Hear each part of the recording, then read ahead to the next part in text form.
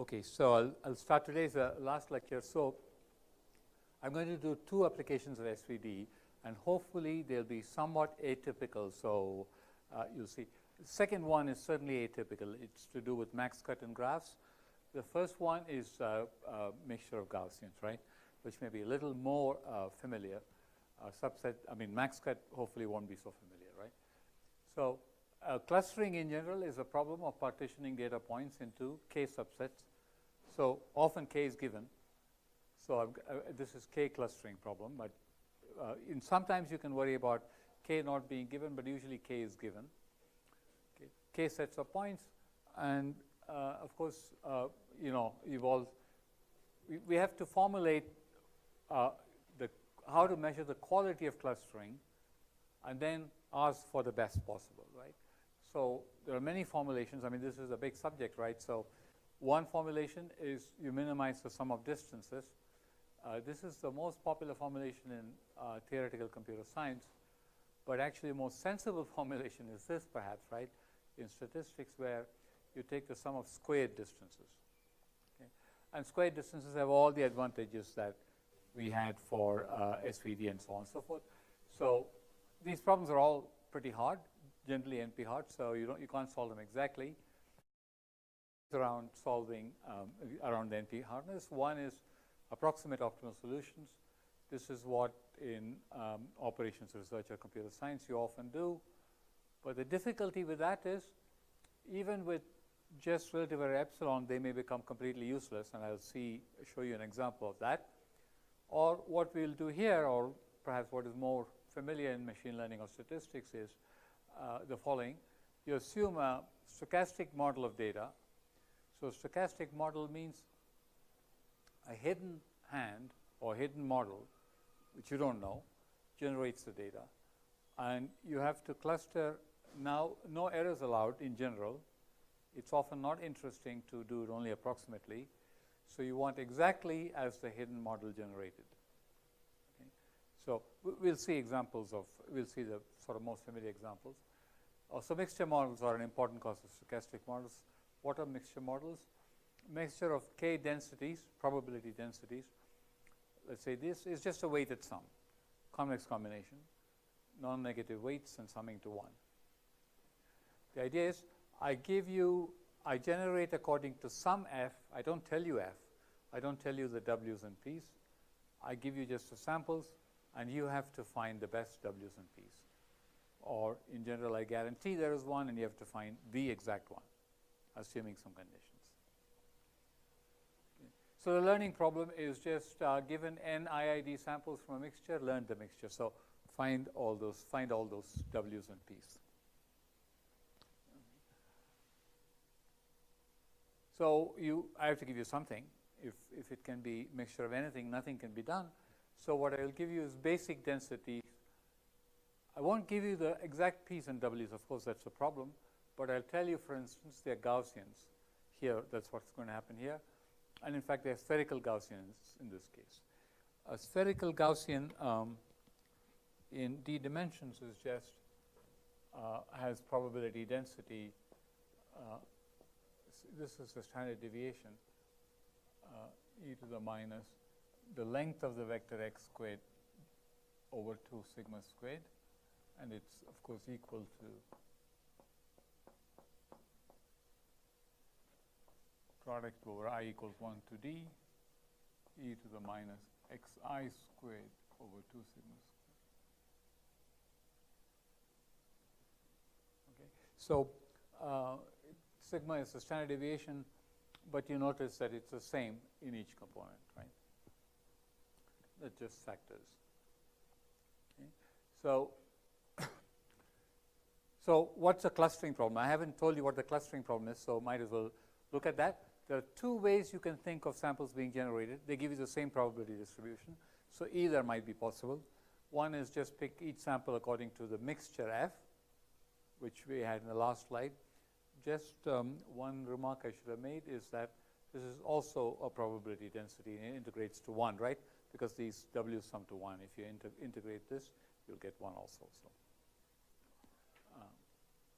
So one way of generating is just F is a density, generate IID samples. The other way of generating is pick one of the components between 1 and k. There are k components. And I'm going to generate from the ith component. I pick an x according to pi. Okay. So an example which probably is good to have is you have a mixture of these two probability densities, let's say.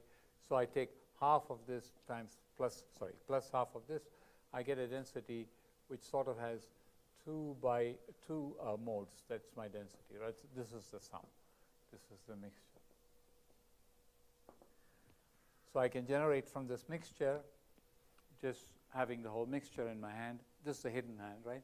Or I can generate, or I can say each sample I'm going to generate from this or that with probability half each. I pick that and then pick x according to that. Clearly, they give you the same distribution, right? So the learning problem has two subproblems. Then, for the learning problem, you use the method 2 of generating, and there's two subproblems. One is cluster data into k clusters according to which pi was used to generate each of those samples, right? So in this picture, half the samples will come from here, and the other half of the samples will come from there. Okay? So the clustering problem is to separate them like that. Is to figure out what the hidden hand used to do, right? So that's a harder problem. Then you also have to, once you've done the clustering, once I've said this is one cluster, this is another cluster, I have to fit this density to that and that density to that. That's very easy, right? Fitting a single Gaussian to a set of points is very easy. You just take the mean and standard deviation of the sample and pretend that was a generating thing. That's quite accurate. So we'll only worry about the clustering problem. That's the interesting problem. Here's a mnemonic that we want to remember for the day that you all know. So you've heard of, right? Mean separated by 6 standard deviations, or I'm going to say a constant number of standard deviations. Now, if the Gaussian components have centers that are very close together, then clustering is impossible. In the limit, they could just be on top of each other. They could be the same Gaussian. Then you cannot tell for each sample which Gaussian generated it from. Obviously, they could be either one, right? In one dimension, a separation of a constant number of standard deviation, that's what this mnemonic about 6 standard deviations is, right, is necessary and sufficient. First, if you have a separation which is much smaller than a constant, this O of 1 means goes to 0 as n goes to infinity, right? Then it's hopeless. So why is it hopeless? Because so then you have one Gaussian, another one like that. Then I get points, but points here could have come from either this or that. Right? There's no way you can necessarily tell. In fact, you could get samples from this that are on this side, that lie on this side. So there's no way to tell which Gaussian. So it's clear that you need that much. But if the separation is large enough, then you can find everything. Okay, you'll be a little more careful. If you want to get everything right, to get all correct, need root log n standard deviations. Separation. I won't prove this because of e to the x squared, e to the minus x squared, right? If you have this with high probability, everyone will be correct, right? Can be correctly. But if you want to get most right, then you don't need the root log n. Sorry, you had n is the number of data points. Dimension is 1 for this so far. Yeah, so even in one dimension, you need root log n separation if you want to get everything right. Okay? In one dimension. And so when I say constant, it's with a pinch of salt. That only gets most things right, right? Or I have to put a star on it to say I log factors. Okay. The main purpose of today is to prove that this also works. The same mnemonic works even if the dimension of D is going to infinity, as long as k is constant. Okay. So we need only number of standard deviation separation, which depends on k, but not on D. Okay. In any dimension. So D is to be thought of as very large, right? We're always dealing with high dimensional data. but that does not affect how much separation we need. Okay, that's what we'd like to prove. We'll prove that, right? But one quick calculation we'll do in the beginning is it's not anymore going to be true. So in one dimension, I should have said that, in 1D, distance-based works, distance-based clustering works with omega sigma separation. I'm still being vague because, I mean, we'll state precise theorems, but it does not work as D becomes large, as D grows. Okay, we'll see that first and then see what we can do instead, right? And of course, yeah, the key will be SVD. This is all about SVD, right? I said 2 applications of SVD. This is an application. So limits of distance-based clustering, why it doesn't work. So let's look at D dimensions now. X and Y are IID from the same spherical Gaussian. This is just a spherical Gaussian. This is a correct normalizing constant. This is a spherical Gaussian with variance sigma squared. Okay. Then we already saw this, and I'll recap it with pictures, but not necessarily go over the entire calculation. The distance squared between X and Y is roughly this quantity. This was the Gaussian annulus theorem. It's worth recalling.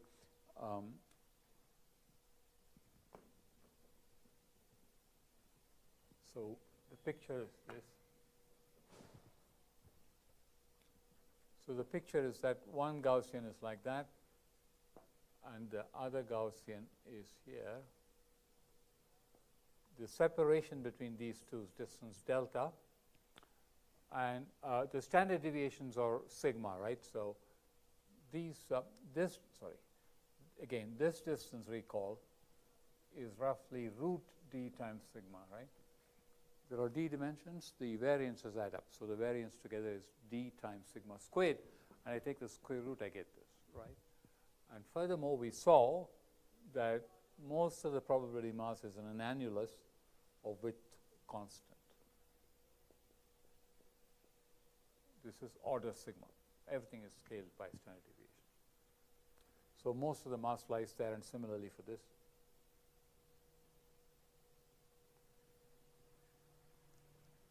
Okay. This calculation, we did this picture, but this calculation is X and Y from the same sample. So here is X, and here's Y, right? From the same Gaussian, right? And I want to know the distance between X and Y.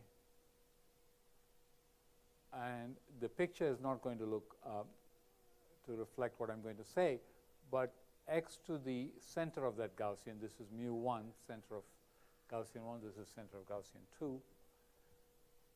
I take that and I take that. This angle is 90 degrees. Well, not exactly, approximately 90 degrees, right? We saw that. That theorem had a name, that's the equator theorem, right? So if I pick, these are independent samples, so I could have pretended I picked X first, make it the North Pole, and then Y lies in the equator. That said this. That's approximately 90 degrees. So that's why you get the distance between them as the sum of squares of these two. So that's just Pythagoras' theorem, except it's not exactly root d, right? It's root d plus or minus a constant, and we have to square it in sigma squared. Everything is in standard deviation units. Okay. So what happens if you have two samples? Now Z is from this Gaussian. X is still the first Gaussian. X and Z are samples from different spherical Gaussians. Standard deviation sigma, mean separated by delta. Then this, and this are all perpendicular. This is 90 degrees. This is 90 degrees, roughly. Okay. And why was that, right? So X and Z are independent. I pick X, make that the North Pole. Now, X itself, this angle will be 90 degrees with high probability, because here this is a fixed axis, right? This is not random. I've fixed mu1, mu2. This is fixed, so X will be perpendicular to that, roughly, because that defines an equator. And then once x is fixed, and of course mu1, mu2 is fixed, z is independent, so it will be perpendicular to both of those. That's like saying two equators, right? And that's still true that most of the mass lies in that. And therefore, x minus z squared will be, again, plus or minus sigma squared, plus delta squared, again Pythagoras, right? 3 ways. Okay. So now, we want to ensure that pairs of samples from the same Gaussian are always closer than pairs of samples from different Gaussian. If you want that, then we better have with a minus sign here, because it could be it could be that x and z are only this distance apart, and it could be that x and y are this distance apart. This is the worst that can happen to you, right? X and y are within root d plus or minus, but plus is the worst. And similarly here, minus is the worst. If you expand this, you see that the leading term cancels out, right? 2d cancels out, and then you get a root d here that has been eaten up by delta. So this only works if delta is at least d to the 4th root, right? It's d to the 4th power. So that's the limit of distance-based clustering. If the centers are less than d to the 4th power apart, then it will not work. What will not work means that if I just take a point and take its closest points, I will not necessarily get all samples from the same Gaussian. I will get some corruption, right? These arguments go both ways. So I will get some corruption if we have less than d to the 1/4 separation.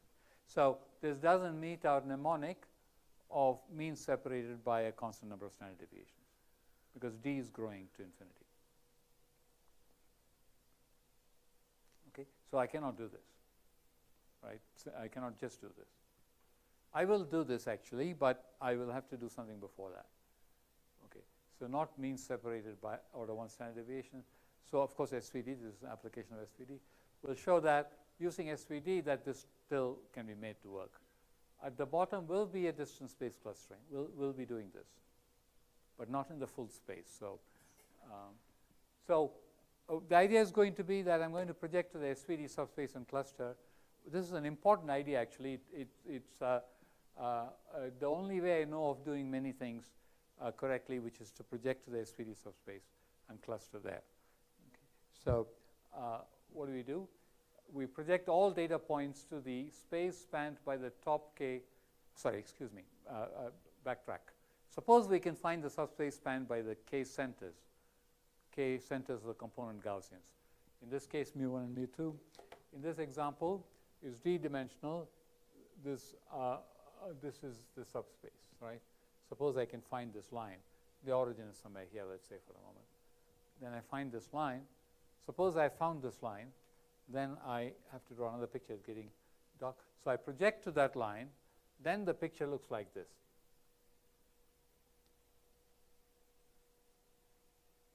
Okay, so then the picture looks like that. And that's because it's easy to show, and maybe we'll go through the calculation. A projected subspace, projection of spherical Gaussian still is spherical, and it has the same standard deviation. You have to do a little argument. I think maybe I have a slide arguing this. It's just a simple argument that the standard deviation remains the same. So projection to the space of centers, why does it work? Because it preserves inter-center separation, right?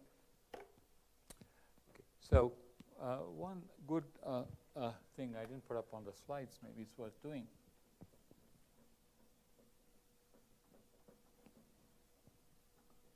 We know 2 dimension reduction techniques. One is SVD, which we go through. The other one is random projection. So random projection does not work. And doesn't work because if I do random projection, standard deviation is preserved. That's always true for any projection. Now what happens to the inter-center separation?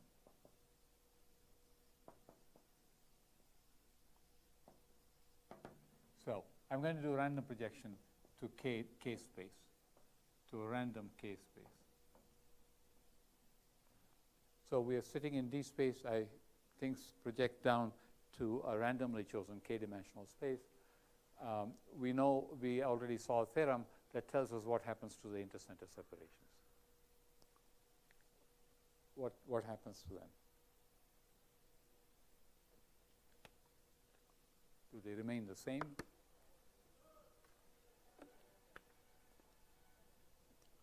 This was Johnson-Linden-Strauss theorem, right?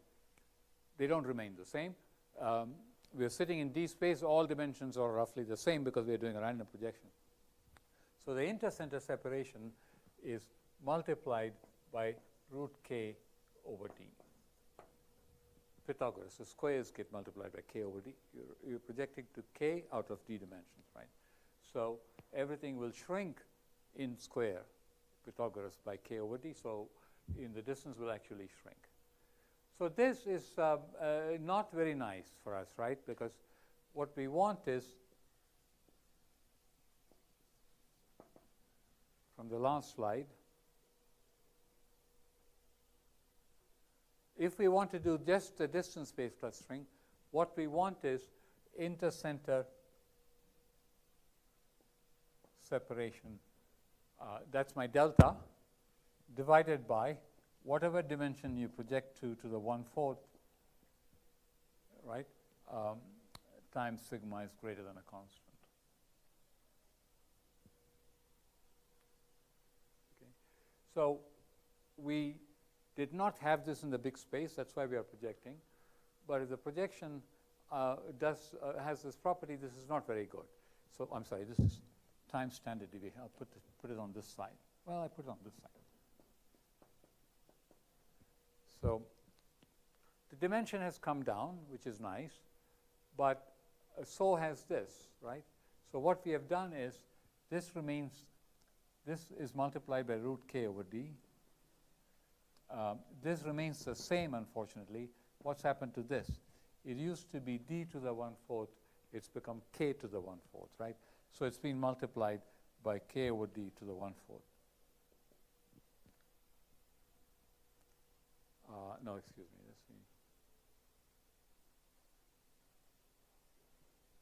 It shouldn't work out that this. Yeah, okay, it doesn't work out, right? So we get that this is roughly k over d to the 1/4.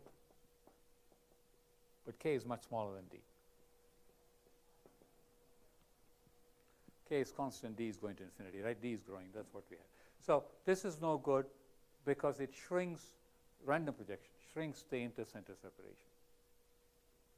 Okay, it preserves standard deviation, it's not so bad, but it shrinks that. So that's no good. However, SVD will do the job for us. I mean, sorry, not SVD yet for the moment. Projecting to the space of intercenter, space of centers preserves the intercenter separation, preserves the numerator, and also the denominator, but the dimension has come down, so it's nice. So the ratio improves, right? Dimension used to be d, it became k. So the ratio improves. Okay, so so if the sigma high was at least k to the 1/4, k is now a constant, then this should work, provided you do it in the projection. So k is constant, so this is a constant number of standard deviations apart. Then distance-based clustering. Now we do distance-based clustering in the projection. We do this, what I said in the last slide, but in the projection, the smaller space.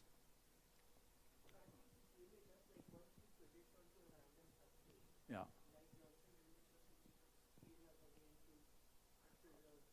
How would we know which samples are from which one to be able to?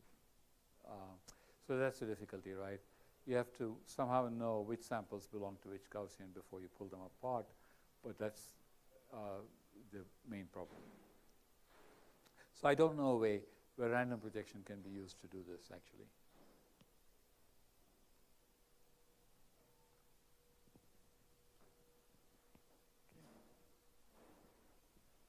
So we'll prove that. So the main thing, once I tell you this, the proof is not difficult at all, but it's quite beautiful actually. This is due to Wempala and Wang. The references are in the book. You can see that. So we'll prove that the space spanned by the top k singular vectors of the data is in fact the space of centers. In the limit, as you get infinitely many samples, but finite sample, it's approximately true.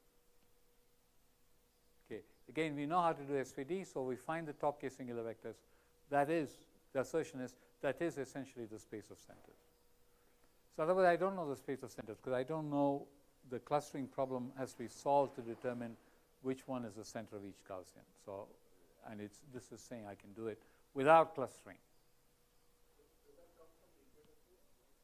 This, no, this actually mostly comes from symmetry of spherical Gaussians. We'll see the argument. As I said, it's a very nice argument and very simple. I mean, okay. So lemma, projection preserves the SVD of spherical Gaussian. Now, this I asserted without proof. I did write down a proof of this. Okay, so maybe we'll go over a proof of this. I'll go over it quickly because this is something you can verify at home. This is just standard, right? So we want to project to a subspace V, and we want to say standard deviation is preserved for spherical Gaussians. We rotate the coordinate systems, first k coordinates of this. I take an x in D space, project, this is the projection, this is what's left, and so the density in the projection is just, I integrate out mu double prime, right? I project it onto the first k. I integrate out these things. So if I integrate that out, that's just a constant. The whole point just is that for a Gaussian, these things split, right? The sum of these two is the length. It's just only Pythagoras again, right? Always. So that follows. Again, please, you can check this yourself, right? Now comes the nice part, proving that the SVD finds a space of centers. Here's the idea, and then we'll go over the proof in some detail. Show that the top k singular vectors produced by the SVD span the space of k centers. And that's only going to be exactly true as the number of IID samples from the mixture goes to infinity. It's not going to be true for the finite sample case, but as the number of samples goes to infinity, that's going to be true.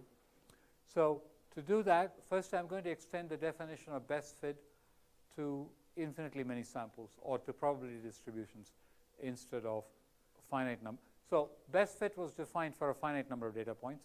I want to define it for infinite number of data points or for distributions. But quite a straightforward way, we do that. Then we show that for a single spherical Gaussian whose center is not the origin, the best fit one-dimensional subspace is unique, and it's a line through the center of the Gaussian and the origin. So there is a picture in the book. I mean, I'm not sure how illustrated the picture is, but let's draw that.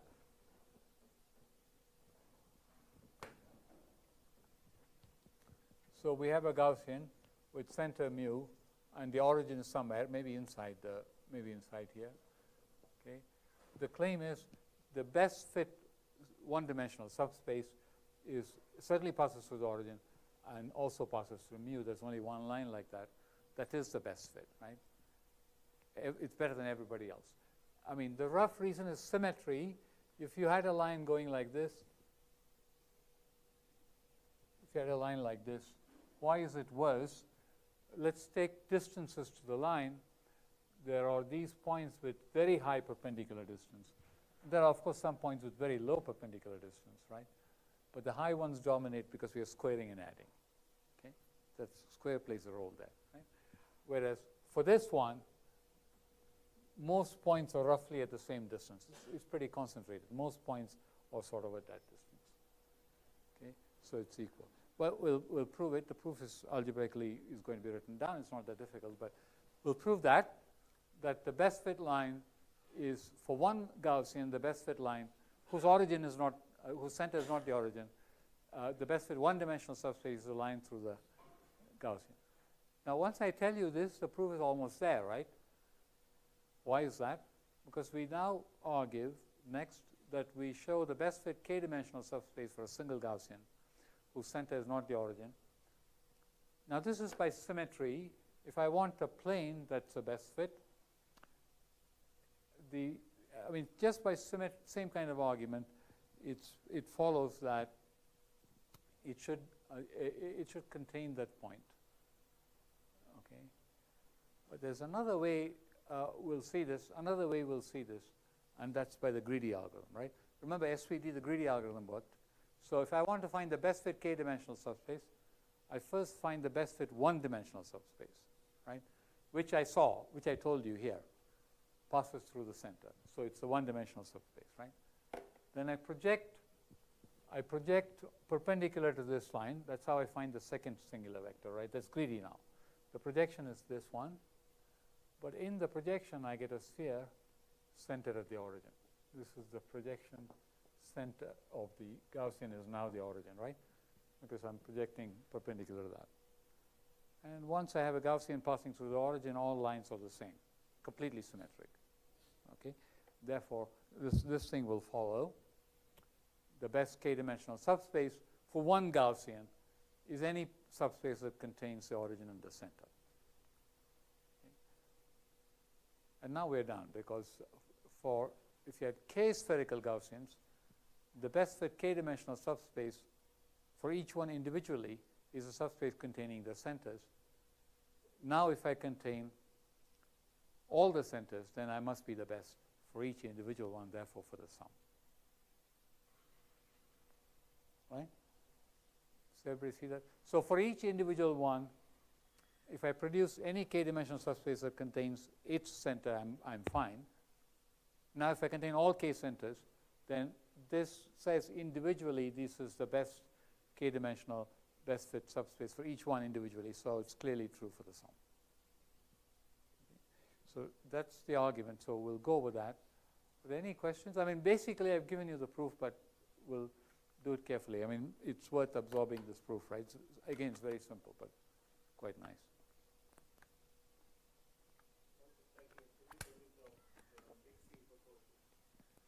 Independent of the mixing proportions. Yeah, that's the point. That's a nice thing. It's independent of the mixing proportions. And in fact, it's independent of the radii. So we are doing it for the same sigma in this, I mean, as I've been indicating. So it may be that the Gaussians are spherical of different radii. Yeah, everything is symmetric, yeah. So, but it's only true for spherical Gaussians, right? I mean, so we used heavily this spherical symmetry. There are some versions of this for non-spherical Gaussians which are not as good, but it's still for spherical it's very simple. So we'll take a few minutes to try to pin down this proof, but it's basically essentially here. Proper proof. So recall the Bestfit line is a line passing through the origin maximizing the sum of squared projections. So we want first to define what Bestfit means for probability densities instead of points, which is an integral instead of a sum. So Bestfit line for probability density Px is the line V1 which maximizes. It's an expectation. It's an integral, right? If you had individual data points x, I would have summed it over all the data points, right? Now I have x as a random variable, so I sum over. I take the expected value of the sum of squared projections. I took max because I took the projection, right? If I had taken the distance to the line, I would have taken the min. Okay. For spherical Gaussian centered at 0, any line passing through 0 is the best fit line. So if the Gaussian is centered at 0, everything is symmetric. It doesn't matter what line through the origin. You take clearly by symmetry, this is all the same. Okay. So for spherical Gaussian density P centered at mu, which is not 0, there's a unique best one-dimensional subspace, best fit subspace, and it's the one that passes through 0 and mu, which I said verbally earlier. Now I said, if the center is 0, then any line through 0 is the best fit. Okay, so this is the argument for, this is the proof which I argued behind waiving symmetry, right? So this stands for the expectation over random vectors x picked according to density P. That's what this stands for, right? And then I take v dot x squared, expected value, and I write this as v dot x minus mu. Mu is the center of the Gaussian, plus v dot mu squared, and I expand that. So these are just real numbers now, the dot products. So this is a squared plus b squared. There's a 2ab term, which I obviously have dropped. So there's a third term in the whole square expansion, which is expectation x picked according to P of v dot x minus mu 2 times v dot mu, right? I've dropped this. Why is that? X is random, v is not random, so I can remove this out. So that's equal to v dot mu, and I can remove 2 out, picked according to this, of v dot x minus mu, right? And again, v is fixed, so I could remove that v out. I could remove that v out and say v dot expectation over x picked according to this of x minus mu. So I guess I should have written those steps maybe, but so this is a vector, this is expected value of a random vector. X is a random variable, but vector value. It takes vector values, right? D-dimensional. But I can do this, the dot product. It's dot product is a linear operation, so I can remove v out. This is 0, right? Because mu is the center of the Gaussian, so the expected value of x is mu. So the cross term goes out. It always goes out. We did a few calculations like this earlier. So this is now the variance. Now why is that? Because see, I took x minus mu. Now that's just Gaussian centered at the origin. Dot v and the square of that. That's the variance in the direction v. Okay, this whole thing is a variance in the direction v, but spherical, so variance is the same in all directions, so I get sigma squared. Okay. So that thing is independent of v. That's very important, right? I mean, because it's just a variance. Okay, so we get this, and now we're done, right?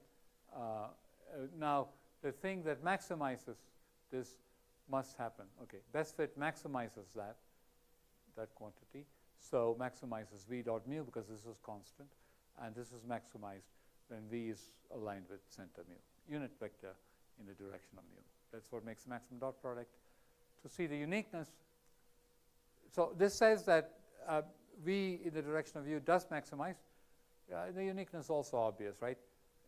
If mu is not 0 and v is not aligned with u, it's strictly less. This is strictly less, so it's a unique maximum. Again, that's very simple, just a symmetry. Proof that, okay, it's continued. Extend the definition now to k-dimensional subspaces. Again, we had already defined what's the Bestfit KD subspace for finite number of points. For a density, we just do that. We integrate instead of sum, expected value of x. So among all k-dimensional spaces, this is true. I mean, this is the definition. For a spherical Gaussian with center mu, we want to prove a k-dimensional subspace is a Bestfit subspace if and only if it contains mu. Okay. For the line, it had to contain mu also, but now that's saying it for every k. If mu is, second part, if mu is 0, by symmetry, any k-dimensional subspace is the Bestfit. Everything is symmetric, so I could take any one. Okay. If mu is not 0, so if mu is 0, we are done, right? This lemma is for both mu 0 and not 0. Mu 0 is a simple case. There's nothing to prove. Mu is not 0, then the Bestfit line we already saw must pass through mu by earlier lemma. That was the lemma on the last slide, one-dimensional line.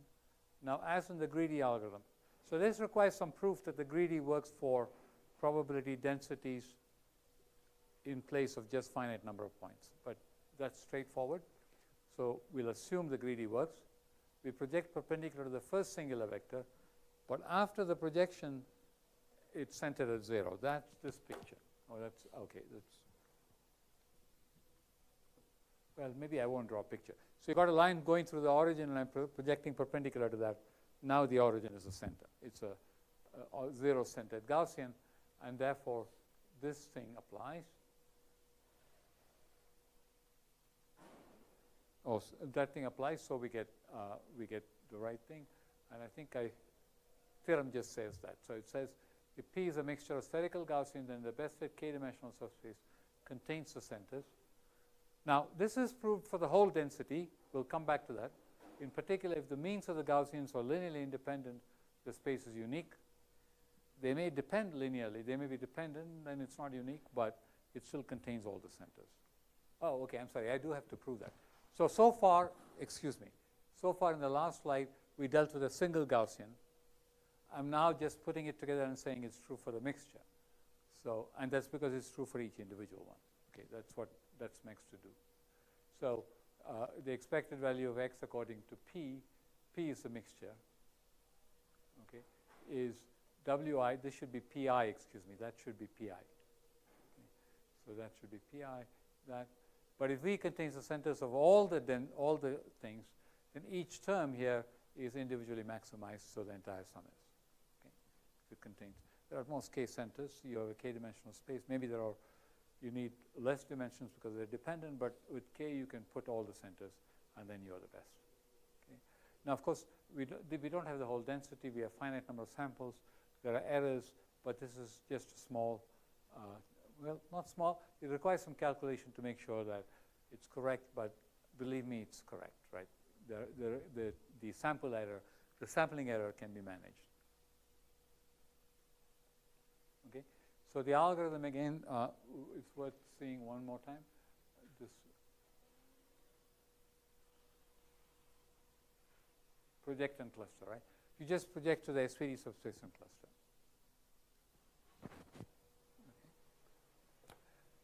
Okay. By the way, there are, if you've done k-means, there are many heuristics. There is k-means plus plus, all kinds of heuristics like that. Nothing guarantees, for instance, okay, so maybe that's what's saying. Nothing guarantees what's guaranteed here, which is that you find the correct Gaussians.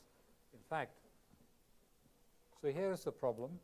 So if you have two Gaussians, again, same picture, separated by c times sigma, and each of these have standard deviation sigma, so they are at distance root d sigma. If I take one of these points, the second Gaussian, its distance to the wrong center is this squared plus this squared. So this is z, this is our z. Distance of z to, I'll write wrong center.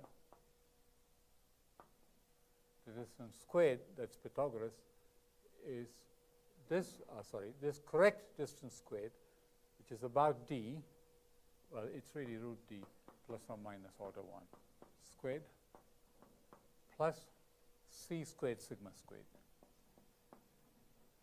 Sorry, there's a sigma squared here too. So that's roughly, this quantity is d times sigma squared plus c squared sigma squared. Right? And d is going to infinity, c is constant.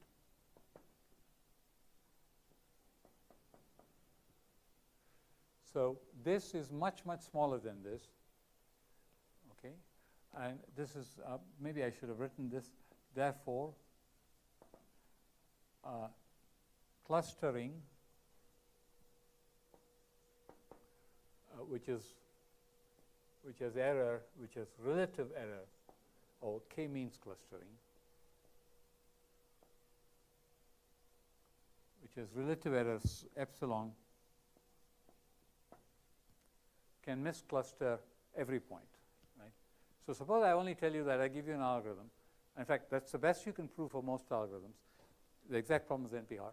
I give you an algorithm that gives you only relative error epsilon in the k-means objective function, but that epsilon can mean that everybody is wrong. In fact, you can put all of these in this cluster, all of these in this cluster, the error will be only epsilon. Okay? Can miscluster every point.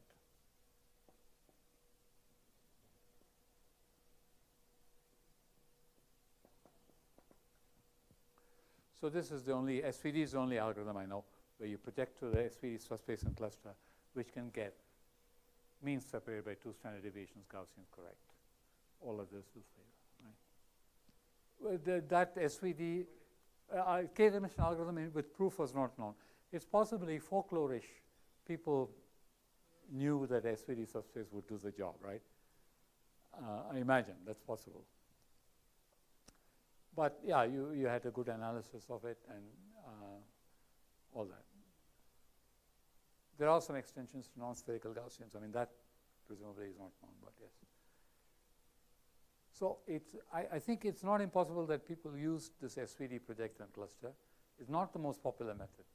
People usually try to cluster in the big space, in the space in which data is given, which generally cannot do guarantees, but think there are some people, some algorithms, some papers who do this. What is true for any random? Oh, that the mean is the best thing. Yes, that is true for any random variable. But now we have this mixture, right? So there are k different means. That's the rub, because how do you know which is the partition? Yeah, for one, yes. Okay, that's all I'm going to say about Gaussian mixtures. We are now going to application 2, which is maximum cut in a graph. This I'm going to show you because this is unusual. This is a discrete problem. We'll see how SVD can be used to solve. I mean, you can't solve the whole problem. It's NP hard. But SVD can be used to solve some interesting special cases. So we want to partition the nodes into two. That's the problem, just a restatement of the problem, into two subsets, S, and we call it S bar. What's rest? To maximize the number of edges from S to S bar, right? You want to cut so that the maximum cut. If A is the adjacency matrix, that means 1 if there's an edge, 0 if there's no edge. Okay, I can write the problem this way, right? Because the reason is that each xi value is 0 if I belongs to S. It's 1 if I belongs to S bar. That's the interpretation. So we want to take all edges aij for which they belong to different sides. And that's the same as saying xi times 1 minus xj, right? If both are 1 or both are 0, this is 0. If 1 is 1, 1 is 0, then it's 1. Okay. So, and that it's just a quadratic form over the matrix A, so that looks more like a linear algebra thing. It's just x transpose A 1 minus x. You can verify that these two are the same. 1 minus x, 1 is a vector of all ones. Right? So we want to maximize that. It's NP hard. We'll see that for dense graphs. Now, dense graphs is the one class I'm going to show you using SVD. There are other classes, but this is what I'm going to show you. Dense graph means it has a constant fraction of all possible edges. We can use SVD to find a near optimal solution in polynomial time. Near optimal means relative at epsilon. Okay? So for every dense graph, you can do this. There are other ways of doing it for dense graphs alone, but SVD is the only way of doing it for some other.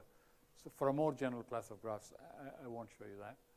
So what we will show, here's a summary of what we'll show, and then we have to go into the details. So remember this quantity that I did the SVD, and then I truncated after the kth term.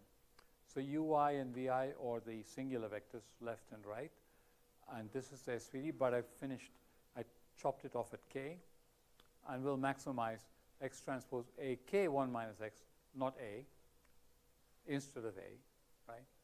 Subject to the same condition. We'll show two things.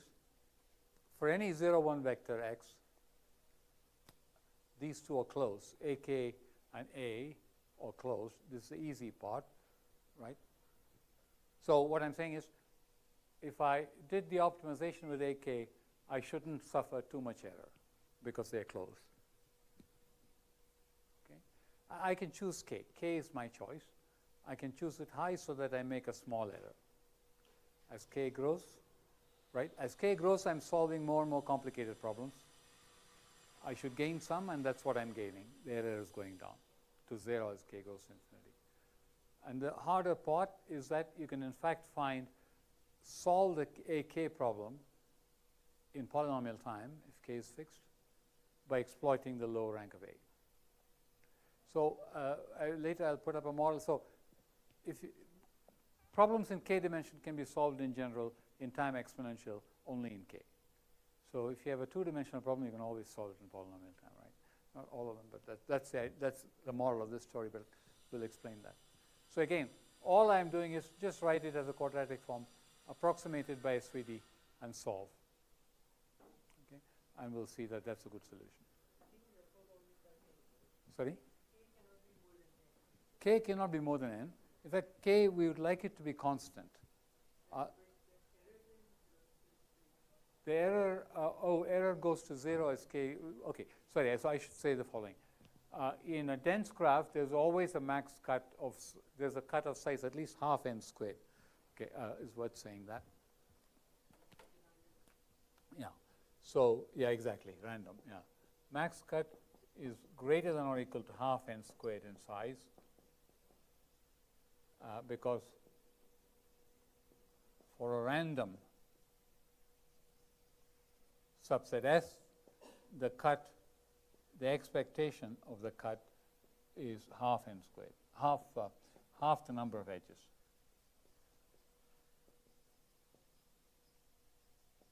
Excuse me, this is not half n squared, this is half the number of edges. But we assume this is order n squared, right? So this is only the expectation, but you can argue that there's always a cut with high probability. So if I just randomly put each vertex in the S part or S bar part, I take an individual edge, it has half probability of being in the cut, right? And it's expectation, so I can add up over all edges. Each edge is half probability of contributing to the cut, so the total is at least this much. Therefore, this error is not so bad. If I make k 1,000,000 or something, this will be 1,000, so I make only 1/1000 of the n squared error.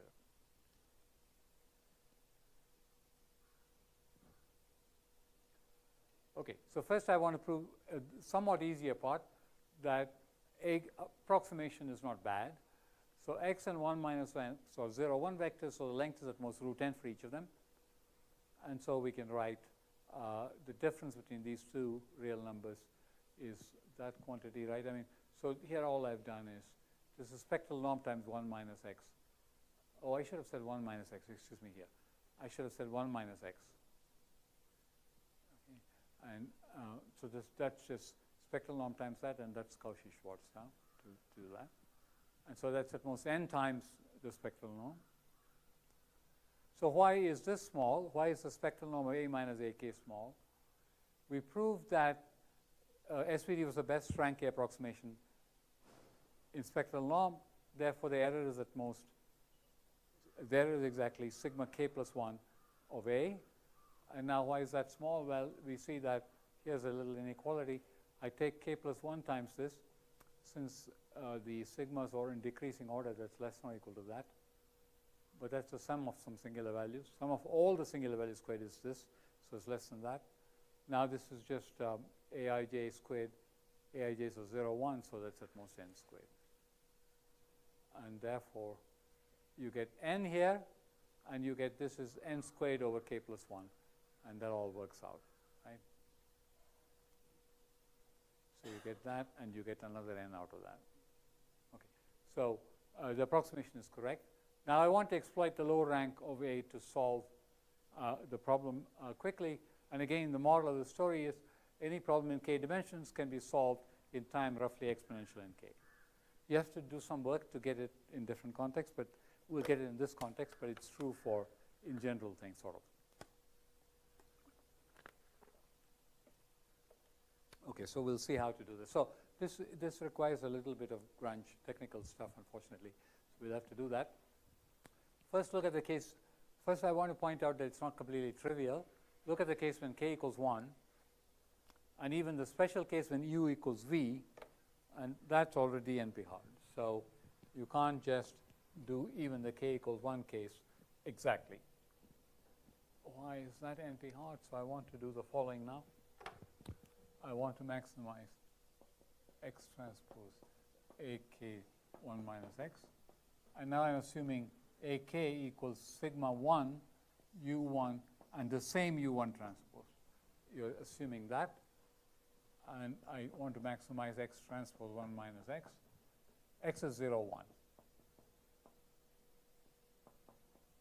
In S or not in S. So that's just equal to sigma 1. And just a dot product of these two, dot product of these two. But this is 0, 1 vector, so that's the sum of a subset of coordinates, right? So let me just call it u1, u. So that's the sum of I belonging to SUI. And this is the sum of I not belonging to S. That's 1 minus x, ui. Okay. Sorry? It's a partition, exactly. So it's yeah, right. That's so yeah. So yeah. So Okay, sorry. So I didn't say, yeah, it's a partition problem. So this is just maximizing this. I give you a vector, I want to split it into two so that the product is maximize that.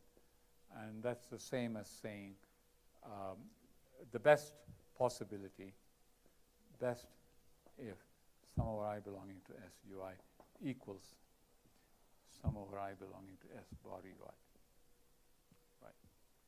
Yeah, you should just convince yourself that's the best I can do. The sum of all the u's is fixed, so the best you can do is partition it equally. And the question of can I partition it equally is NP-hard.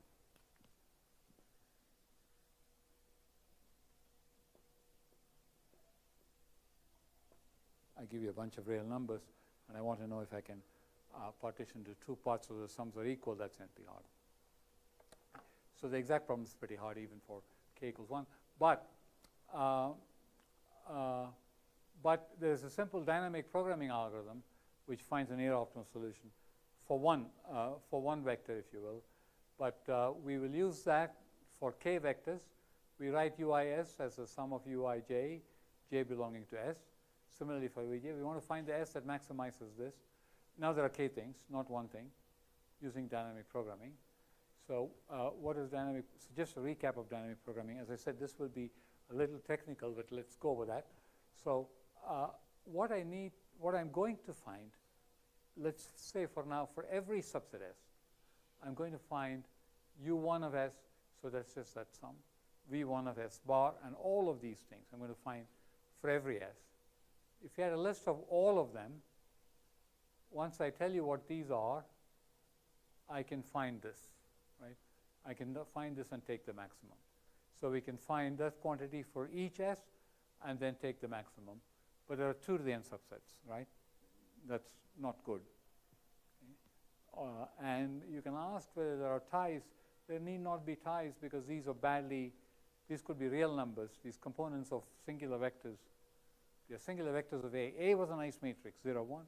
But the components of singular vectors could be arbitrary real numbers. And so there may not be any ties. What we do to avoid that is round the coordinates so that they become not real numbers, but multiples of 1 over integer.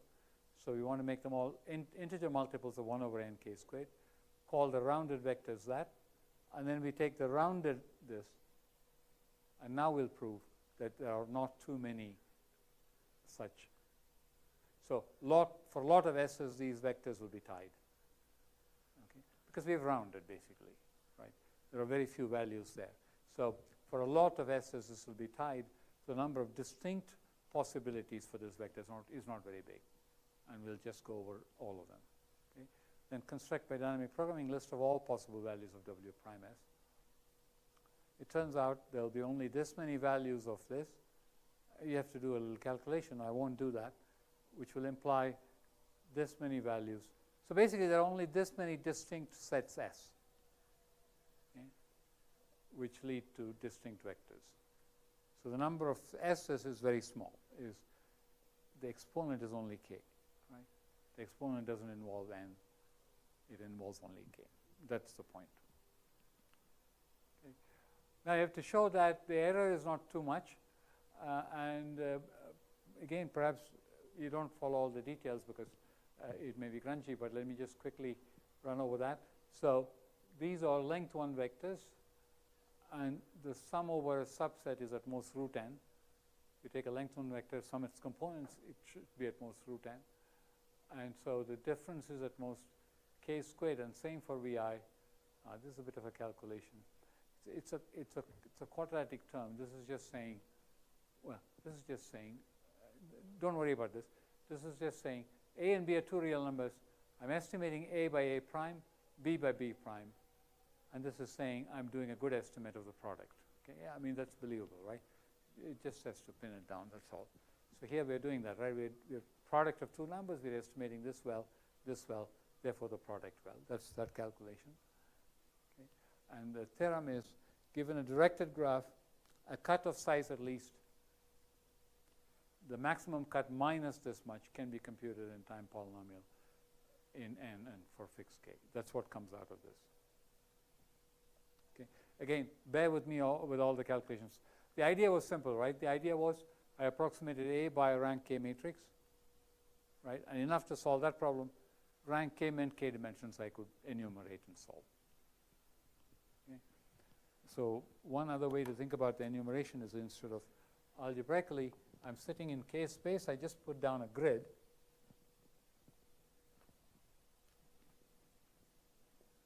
I want to find the best solution in K space.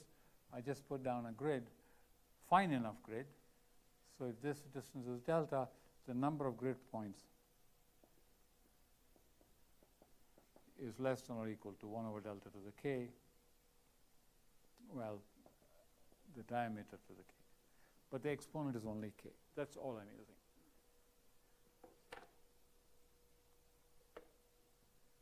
Now, what I don't have time to present is one line I want to state. In fact, it turns out this kind of method, take a matrix approximated by a low-rank matrix and solve the optimization problem on low rank, is useful for quite a class of discrete optimization problems. See, I won't define this. Max CSP includes the following kind of problem, for instance. You might have a Boolean expression, 3 CNF, 3 literals per clause, and I want to know the maximum number of clauses that I can satisfy.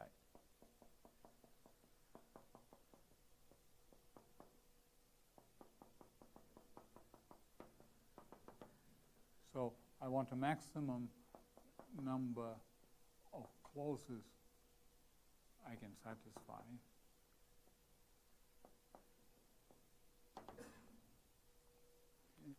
That can be solved by these kinds of methods.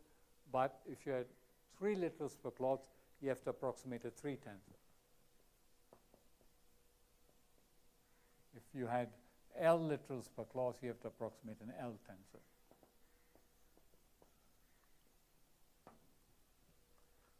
But the game plan would be the same. Again, I won't go through this. The game plan will be the same, is the same. You take the tensor, which defines this problem. I haven't told you how, but it defines this problem. And then you approximate the tensor by a low-rank tensor, and then solve the problem, show that this same approximation method works. Okay. So it turns out it can do that. One other thing that's worth noting that can be done is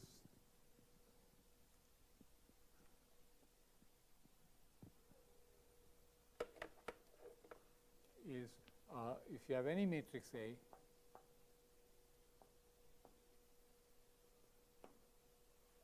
non-negative entries satisfying triangle inequality,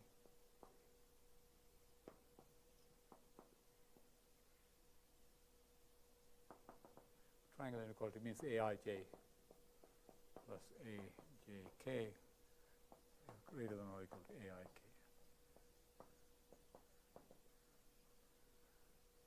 That implies A has a good enough low-rank approximation, and you can do the problem on that.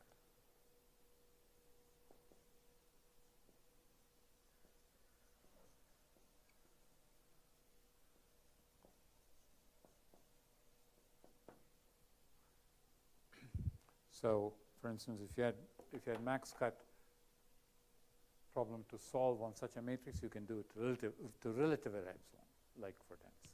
Okay, and the method is the same, except you have to scale the rows of a matrix A, and then there's a good low-rank approximation. Okay. So I think that's all I have to say. Well, I didn't elaborate on any of these. That's the end of the, well, there may be discussion, but otherwise I'm done. This was directed, but you can do undirected also. Same thing. Right, so this does not give you multiplicative guarantees. It only gives you multiplicative guarantees for max cut if triangle inequality is true or something is true, right? But or for dense graphs. But there's a general class including those. But it doesn't, in general, give you multiplicative guarantees like the STP things do. But it's faster if, yeah, it's much faster. You just sample these things and solve. So if epsilon, K has to be at least 1 over epsilon squared. Yeah, I mean for the theoretical result, right? If you want epsilon n squared error. Yeah, so that maybe you know, that will be high. I mean, for the theorem. In practice, maybe, you know, it can work with lower k. We don't know. Right. Yeah. It should be, if the singular values decline faster, then you should be able to do better, right? This is saying the top k plus 1 are all equal, in fact. So, yeah. So this is the worst case. That's true for every matrix, but it should be better for power law matrices or good spectrum. I guess for a random matrix it won't be better than this, but so if it's not dense, if it's sparse, then finding the exact thing is hard. So even if it's slightly sparse, that's what's known. Let's see. So I think the improvement beyond 1 over epsilon squared is not possible. That is known by this method. K has to be 1 over epsilon squared. And all the exact problems are. So, I mean, in theory, there are many papers proving the EM algorithm does not work. Yes, exactly. Right? In practice, it seems. In general case, it doesn't work. Because yeah. Any pathological. Don't have the assumption. Oh, whether it works for dense things, for instance. I doubt actually that it works so easily for any of these things. So actually, here's the thing. Suppose you have a mixture of k Gaussians. No algorithm I know except SVD ever finds any points within a few standard deviations of the center. So I want an initial start, right? K-means completely fails if the start is bad. So if the start has the property that my starting centers are within a few constant number of standard deviations of the real center, then you're in luck, right? But no other algorithm ensures that except SVD. So k-means plus plus does not ensure that because it picks data points. Data points are very far from the center. So there is a proof of Dasgupta and so on. There are some papers that say EM does not work for. So I have to qualify that statement. I think if you had a bad start. So if you had here I think if you have two spherical Gaussians and you start with two centers which are both from one Gaussian, then you're sunk. I think that's true for EM or k-means or any of these. Because they can't escape. You can't escape from the local. And I think that's all these proofs say, in fact. Probably it is true that if I start from centers, one for each Gaussian, which is within a few standard deviations of the real center, probably convergence holds for many algorithms, I would guess. But I don't, maybe I haven't seen that either, so I shouldn't venture, but it's a conjecture, right? Yeah, so it does do something for non-spherical Gaussian. So it's been worked out what it gives. It does give something. In general, if you have non-spherical Gaussians, the centers are separated by a constant number of the maximum possible standard deviation of any of the Gaussians in any direction. Then this whole thing works. You can have two very big Gaussians separated by a few standard in this sort of thing. Then we don't have a proof. Pancake, yeah. We don't have a proof. No, we have to assume the number of samples of each Gaussian is at least 1 over the weight, right? Otherwise, you can't detect it. But I escaped all that by going to infinite number of samples. I looked at the whole density. But it's true, finite sample error things, you have to worry about how many samples came from each Gaussian. So I think that actually people worry about. So I think it is not known how, of course it's not known how to, it cannot beat 1 over the weight, but I think you can't even beat 1 over the weight squared in our algorithm so far, if I remember right. Okay, thanks. Yeah.